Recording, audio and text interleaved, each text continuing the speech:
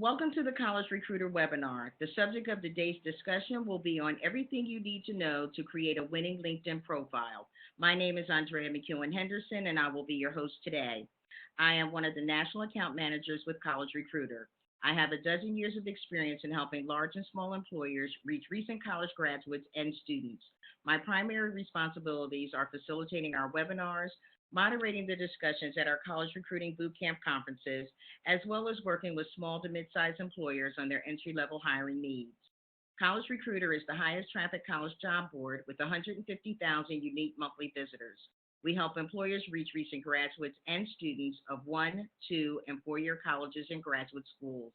We have permission to deliver emails on behalf of our employer clients to 7 million recent graduates and 10 million students, and can target them by major, school, year of graduation, diversity, and more. Our other solutions for employers include job postings, targeted mobile banner ads, targeted display ads, virtual career fairs, and custom research projects. For more information about College Recruiter, you can reach us at www.collegerecruiter.com/contact or 952-848-2211. Today's guest is Shyam Shapiro, president of Zurich Consulting. Shyam is a freelance writer, public speaker, and social media consultant specializing in LinkedIn. He has presented his popular LinkedIn workshop at national conferences, universities, public libraries, and for community organizations across the country. Shyam is the Assistant Director of Career Services at Touro College in New York. He earned a master's degree in college student personnel from Loyola University Chicago, and also studied in the Institutional Leadership and Policy Studies program, which is also a PhD program at the University of California, Riverside Graduate School of Education. Shyam has more than 15 years of experience working in organizational administration. I'll now turn over the webinar over to Shyam. Thank you so much for the introduction. I really appreciate it. So we're going to go through a very, very quick summary of what you need to know about your LinkedIn profile. In many ways, I like to compare this to trying to drink from a fire hose. There's going to be a lot of information that we're going to be going through very quickly, but because this is a recorded session, there's always the opportunity to go back and review parts and see what you need to do in order to fix up and create your own profile. So I want to start here at the beginning, and really where all the action starts here on your LinkedIn page, and this is my personal LinkedIn page. The profile button over here, and you click the edit profile, and that will take you to the place where you need to go to be able to edit your profile. Now, you'll see here, and this is an often overlooked part of LinkedIn, that your opportunity here to add a picture, or as I currently have a picture, edit the particular background picture. One of the things I always talk about when it comes to LinkedIn is making sure that you'll be able to promote your particular brand. Your brand is what you're trying to present to the people who are coming to your LinkedIn profile. Who are you? What can you provide? What do you have to offer? Why should we pay attention to you? As a LinkedIn speaker and a social media expert, you can see here that what I'm trying to present is the fact that I'm a social media speaker and an expert, and I have a picture there of my giving a presentation in front of some people talking about social media. So for me, that is really on my brand because it promotes what I do and what I'm trying to do and what I'm trying to promote. This will be different for all different people. For example, if you're looking to go into accounting, perhaps even pictures of books, accounting software would make sense, or something along the lines that would actually show me your particular brand. I'm a big believer if you have action shots that actually tell the story of your brand, that's even stronger when it comes to that. Now, just to move down into some of the really important components of your LinkedIn profile. First, I want to start over here with your particular picture. Pictures are very, very important on LinkedIn. The numbers that I hear is that people are somewhere between 8 and 10 times more likely to click on your profile if you have a profile picture. Now, I think the reasons for that are pretty obvious.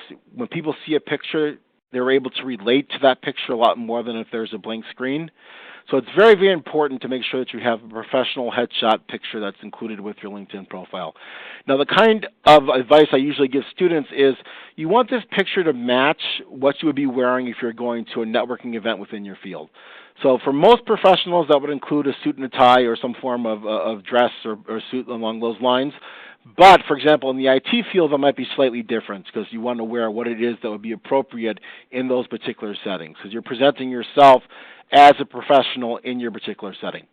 Now, the next thing I want to go to here is your name. It seems relatively simple, but unfortunately there are people who include their email addresses and other things and pieces of information here. Just include your name. straight. And, if you have a maiden name, they have the opportunity to include that as well. You see I include my degree on here, which is also fine. But I wouldn't go with nicknames or anything else or anything like that. Just go straight with your name. Make sure it's clear and presentable so people can see that and understand it. Now, one of the most overlooked parts of LinkedIn, and I call this your LinkedIn elevator pitch because to me this is the most important real estate in all of social media. This is called your LinkedIn headline. Everywhere that you are going to show up on LinkedIn, whether it's an email, it's a search, or somebody's on your profile, the things that are going to show up are your name, your picture, and this particular 120 to 130 character summary of who you are. I need you to hit people between the eyes with this and say, this is who I am, this is what I can provide, this is why you need to pay attention to me. The defaults usually are, for example, student at Touro College or assistant director of career services at Touro College. Change that right away. Come up with something that promotes you and promotes your brand so people look at that and say, you know what, I need to pay attention to the Chaim Shapiro person because he is an excellent career services LinkedIn leader, whatever it is you're trying to present. This is going to be very different for each particular person, and I think it's worth the time trying to come up with something that really represents you well.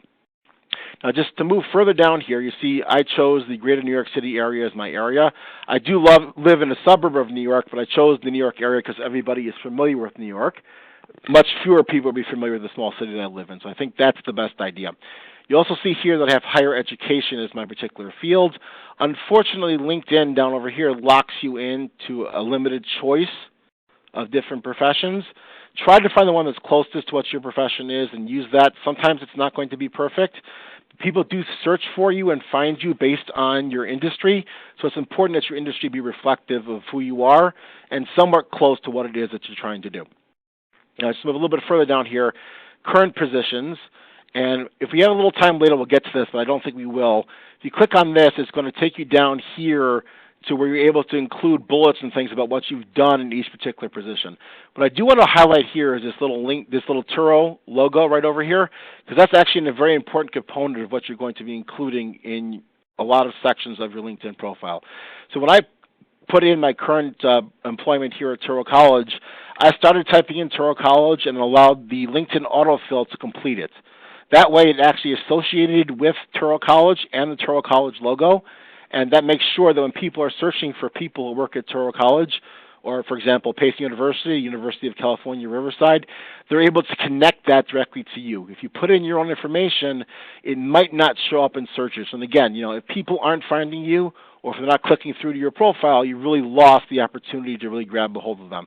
So I think that's very, very important to make sure that you connect those important pieces of information, your employer or college, to the logo and the autofill from LinkedIn.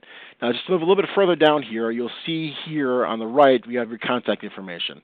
Here's an opportunity to put in your email address, your cell phone number. I still do use IM. I guess I have to admit that I'm a little bit behind the times when it comes to that.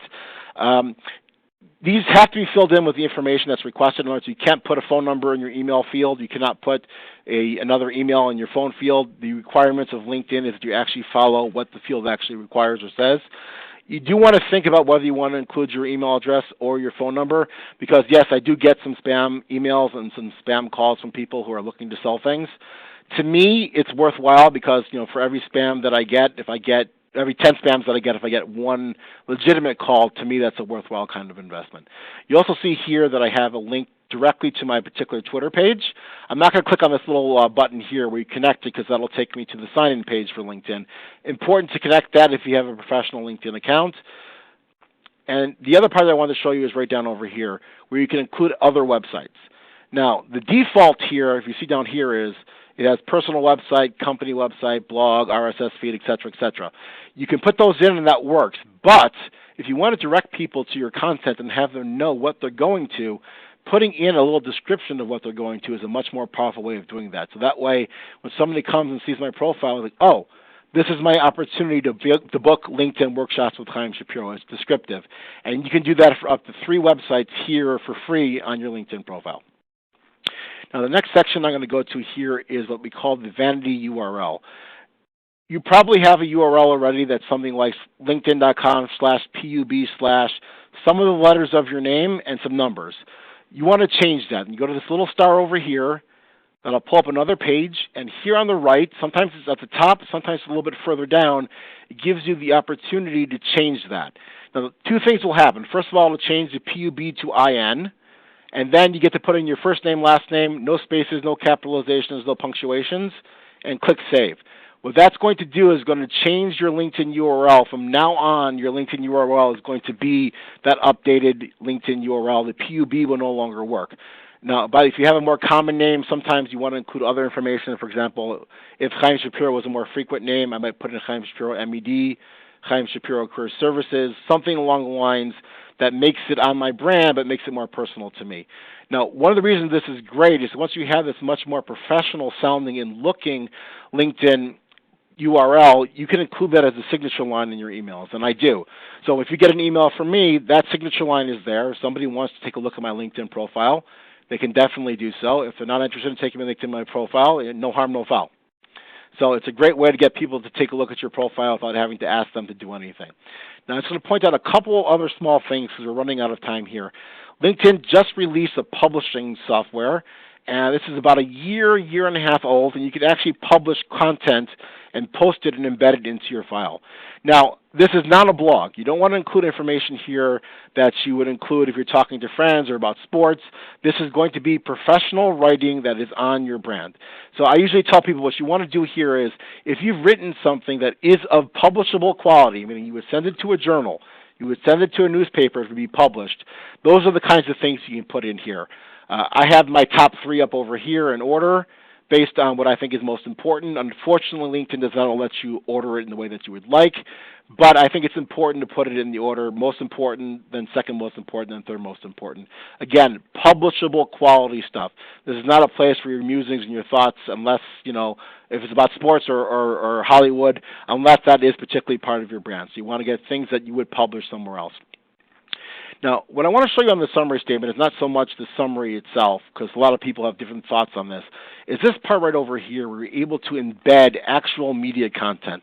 This is not done frequently enough on LinkedIn. I think it's really a missed opportunity, because if you go to this little square here or triangle with this little button here, what it allows you to do is include a link to a video, and you see here is a webinar that I've done, a radio interview, YouTube videos, Vimeo videos, all those kinds of things, and you can actually embed that directly into your profile. In a visual world, this makes your profile really, really stand out. And by the way, you'll see here that I actually have my resume right here embedded in my profile. And it says Chaim Shapiro resume. People can look at it and see that it's a resume.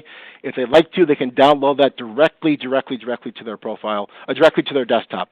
I think it's a very, very important way to utilize LinkedIn that people are not currently using. So I would definitely advise that you do that. Again, everything you're putting on LinkedIn is complete professional top-tier product, because you're not putting things that are jokes or things that are videos of things that do not present you in the best possible way. I definitely advise, though, that you include content. You can put up to 5 things here.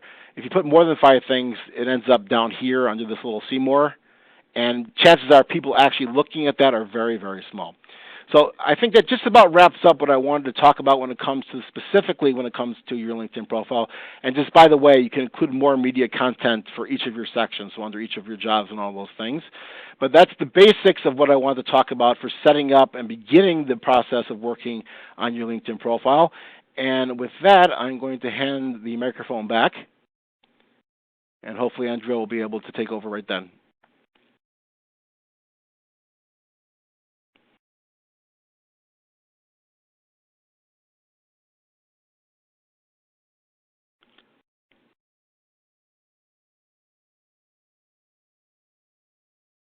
Okay, so anyway, let me just keep going, because apparently there seems to be a problem with passing this on at the moment. But one of the things that you also want to add here, potentially you could add, is the skills and endorsements. So the skills that you add, and endorsements is something we might want to talk about a little bit later. These are the skills and the things that you're able to put on your profile that really describe who you are and the things that you are able to do. You are able to order this in the order of the things that are most important to you. So you're able to say, for example, that I want to really promote the fact that I'm a LinkedIn expert, put that up on top, and you should be able to drag and drop things here within the profile. and you actually get to choose whether you want to or not, do not want to be endorsed for particular things or not. So generally what I tell people to do here is include those things that really, really show you and promote you in the best possible way, things that are on your brand. This is completely searchable, so when people are actually searching for your profile, they will be able to find you based on these particular skills. You want to have the skills that best represent you. Plus, I would also add that when you're actually doing that, it's not a bad idea to look at some professionals and what they include in their skill section, especially if they're particular experts in your field, because those can be great opportunities for you to include the same skills in your skill section if you particularly have them. Okay?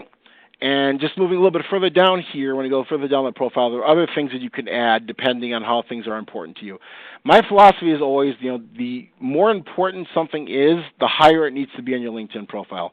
The further down you go on a LinkedIn profile, the much less likely it is that somebody is actually going to read it. Okay? So I like to call it above the fold. When I pull up this page, anything below here, the chances of anybody actually seeing that are much, much smaller than if it were, and if I have to scroll down at all. So I have my top stuff, which is my box here, followed by what I like best second, which is my posts.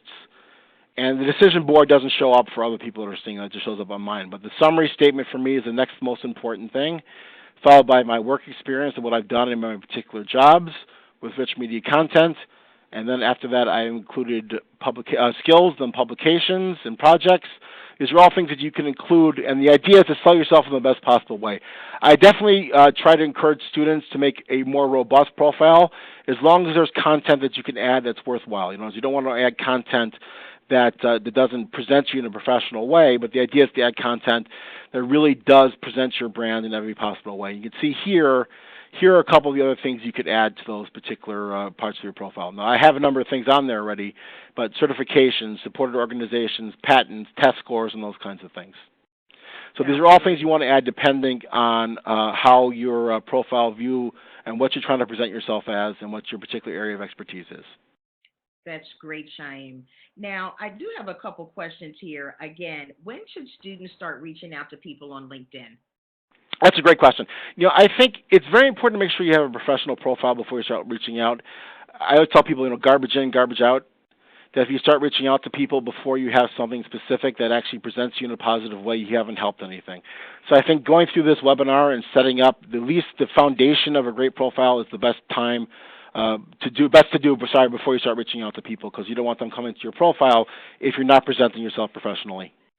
Absolutely. And I know just with all the content you shared, and even though it was brief, this is going to be great for students as there anybody using LinkedIn. So just great information. So what is the deal with endorsements? Endorsements, I think, are a little bit of a misstep here on LinkedIn's part. I think LinkedIn really wanted to have a situation where people can endorse you for skills and say, I can tell you Chaim Shapiro is an expert on LinkedIn, and they just endorse you for that, and it gives some credibility to that claim.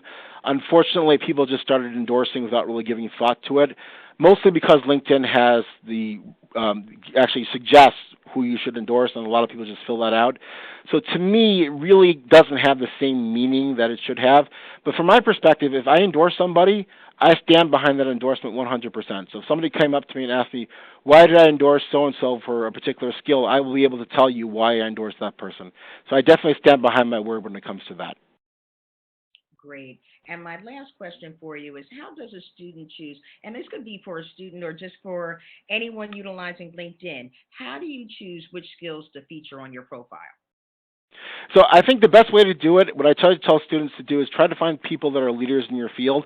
And I'm going to try to show you this very, very quickly here. But actually, if you go down to connections, you can find the alumni. And you see here that actually brings up alumni. It defaults to your alma mater, but you can actually change that to find other particular colleges. But just for the sake of time here, here's Change University here. Let's say University of California, Riverside was very, very well known for their education section. So what I'd probably be looking for here are the skills over here that people in the education department or people who graduated through the education department of the University of California, Riverside are including on their profiles. and the ones that apply to me are probably the best ones to include on your particular profile as well. So, for example, business, you go to the Wharton School or something along those lines, Harvard, and look at the top schools in that area, and use the ones that do accurately reflect your particular skills. Excellent. So thank you, Shyam. Just great information that you have shared with us today. And I want to thank you for joining us for this College Recruiter webinar series on everything you need to know to create a winning LinkedIn profile. My name is Andrea McEwen-Henderson, and I was your host today. I am the National Account Manager with College Recruiter. I have a dozen years of experience in helping large and small employers reach recent college graduates and students. My primary responsibilities are facilitating our webinars, moderating the discussions at our college recruiting bootcamp conferences, as well, as well as working with small to mid-sized employers on their entry-level hiring needs. College Recruiter is the highest traffic college job board with 150,000 unique monthly visitors. We help employers reach recent graduates and students of 1, 2, and 4 year colleges and graduate schools. We have permission to deliver emails on behalf of our employer clients to 7 million recent graduates and 10 million students, and we can also target them by major, school, year of graduation, diversity, and more. Our other solutions for employers include job postings, targeted mobile banner ads, targeted display ads, virtual career fairs, and custom research projects. For more information about College Recruiter, you can reach us at www.collegerecruiter.com/contact or 952-848-2211. Today's guest was Shyam Shapiro, President of Zurich Consulting. Thank you for joining us today.